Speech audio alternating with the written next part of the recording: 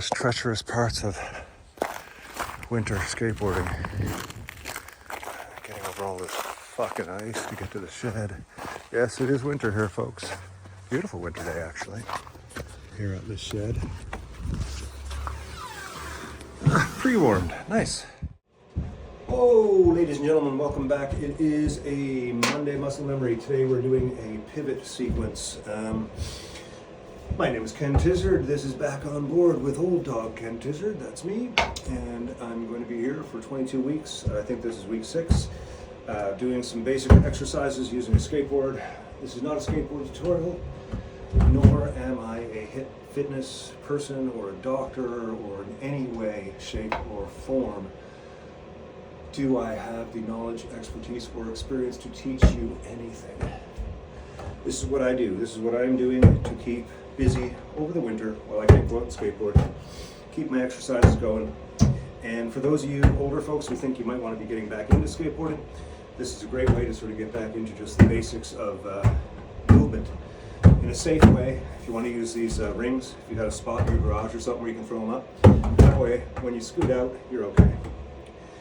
Last week we did some pivots, and I thought that I would sort of close in a little bit on that today. What you see me doing here, moving the board 2 wheels up and moving the board around like that, that's called a pivot. Pretty foundational in skateboarding, and it's a really good exercise. So last week we learned how to do them forward, with our front foot forward, backwards with our back foot, and then frontwards with our back foot, and backwards with our back foot. Now today, if you've been working on those and you're looking for a sort of an exercise to go with those, once you got the idea of pivots down, you can do this little thing. I put a little X on the floor here, just with some tape that I found in the drawer. I hope you can see it. So there's 2 parts to this. And I'm going to show you this one here first. This is a 2-part pivot to go 90 degrees. And it's a really good thing in footwork. You know, when you're sort of doing these type of moving around things and you want to change directions, or do something backwards for a bit and then come back around, these pivots all help. And it doesn't matter which side you go on. That's why it's important to be, ambidextrous isn't the right word, but it's important to be dexterous with both your back and your front foot. So, we're going to start like this. You're going to imagine the center of your board over the middle line, like this. You won't need the tape once you see. I'm just doing it for demonstration purposes. The first move you're going to do is your front foot forward, and you're going to bring it up to the tape. You go, boom. Now, your front foot is on the front line, the line going this way, and that's where you want to bring your back foot. So the next thing you do is this. Now you're completely facing this way. Now there's 2 ways for you to get back over here. You can lead with your back foot and do a 2 pivot that way, or you can lead with your front foot and do a pivot this way. So the exercise is really just going from one line to the other in a 2 pivot motion.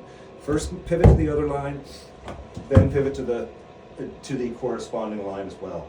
If you want to do it backwards, pivot to that line, and then forwards to this line. It's always one frontwards, one backwards. One backwards, one frontwards, frontwards, backwards, backwards, frontwards, frontwards, backwards, frontwards, backwards. So all you're doing is making an X over and over again. But what that does allow you to do is you get more used to it. You know, this is how you start to really get to be able to move around on the board. It's just these little tiny increments. But it all has to do with these little steps, which these little pivots can turn into penguin walks, and eventually, you know, into some monster walks. Hard to demonstrate here, and stuff like that. So, the first exercise that I'm doing here for you today is just this one here, and it's just basically a one direction to another direction, back and forth. And you can do that again from an exercise point of view. You know, you can do that for, I've been doing it now for what, a couple minutes. You can hear I'm starting to get out of breath a little bit. And again, get used to bending your legs. Every time you do this, try to bend your legs more and more so that you can really get that feeling of lightness, weightlessness. But also, what's more important than the weightlessness feeling is that feeling of balance and repetition and feeling the muscles work. And you can change it up, like I say, any way you want to. If you're using the rings, it does make it a little bit hard because you can't get around in a full circle.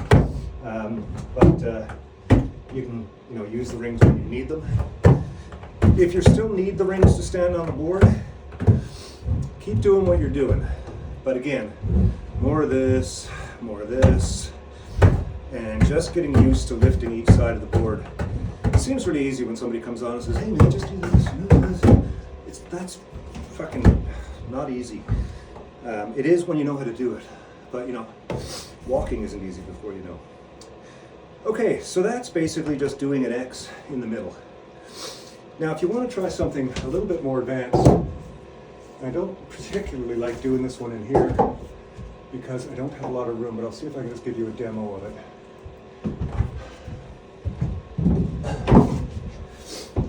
I found that once I got out into the park on a nice piece of concrete, I started imagining a 4-block quadrant. And each of those blocks has 4 sides. 4 of the sides are adjacent to the others, meaning the boxes are next to each other. So you've got that X from the middle that we just did all those exercises with, right? And that's all right there. That's the 3 sides of that X. Now if you imagine another piece of tape running down here, across the back and over there to make this one big box with 4 small boxes inside of it. Then the idea is to, okay, I'll see if I can do this. No guarantees here, but the idea is to kind of walk around the boxes. Each box has 4 sides, so you can, now I'm over here on this box. You go back to this one, down to this box, over to here, up to here, back up to here, over to here. You see how this box is kind of getting traced out here?